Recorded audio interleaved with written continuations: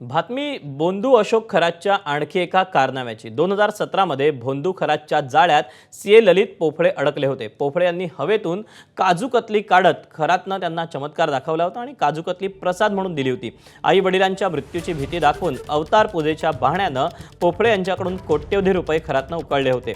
बोंधू खरात विरोधात नाशिकच्या सरकारवाडा पोलीस ठाण्यात गुन्हा दाखल करण्यात आला। पोफळे यांनी पाठवलेल्या आचार्यानं अशोक खरातचा विश्वास संपादन करून त्याची मोडस ऑपरेंडी जाणून घेतली। खरातची महिलांसोबतची काळी कृत्य फार्म हाऊसच्या सीसीटीव्ही कॅमेऱ्यानं टिपली होती। फार्म हाऊसमधील आचार्यानं या कृत्यांचा भांडाफोड एसआयटी समोर केला। खरातच्या ऑफिस बॉयनं सर्वात पहिल्यांदा खरातचा चेहरा लोकांसमोर आणला आणि आता त्याच्या आचार्यानं फार्म हाऊसमधील त्याचे काळे कारनामे उघड केले। हे सर्व सीसीटीव्ही फुटेज आता खरात विरोधात भक्कम पुरावे ठरणार आहेत।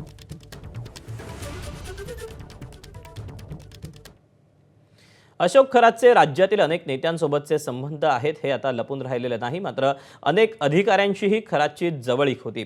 आता या अधिकाऱ्यांना खरातची असलेली मैत्री भोवण्याची शक्यता आहे, कारण खरातला साथ देणाऱ्या अधिकाऱ्यांना बडतर्फ करणार असल्याची माहिती महसूल मंत्री चंद्रशेखर बावनकुळेंनी दिली। ज्या ज्या विभागाचे लोक यात सहभागी आहेत त्यांच्यावर आम्ही कारवाई करू, असं बावनकुळे म्हणाले। जमीन खरेदी, जमीन लाटणं आणि आर्थिक व्यवहारात ज्यांचा सहभाग दिसतोय त्याबाबत एसआयटी रिपोर्ट पाठवणार असल्याची माहिती बावनकुळे यांनी दिली आहे।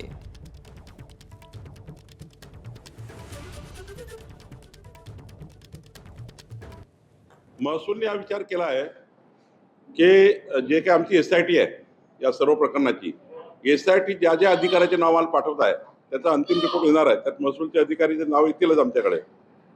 मी एकच सांगेल, हे लोक बडतर्फ होते, अशोक खरातला साथ देणारे, ज्यांनी पूर्ण इन्व्हॉल्वमेंट दिसतं आम्हाला जमिनी खरेदी करण्यात, जमिनी लाटण्यामध्ये, काही ठिकाणी त्या ठिकाणी व्यवहार करण्यामध्ये, आर्थिक व्यवहारामध्ये आम्ही सर्व तपासतो आहे, घाई करत नाही आहे।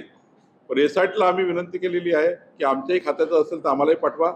ज्या ज्या खात्याचे जे जे लोक आहेत त्यांच्याकडे तुम्ही आमचा रिपोर्ट पाठवा, आम्ही कारवाई करू। एबीपी माझा, उघडा डोळे बघा नीट।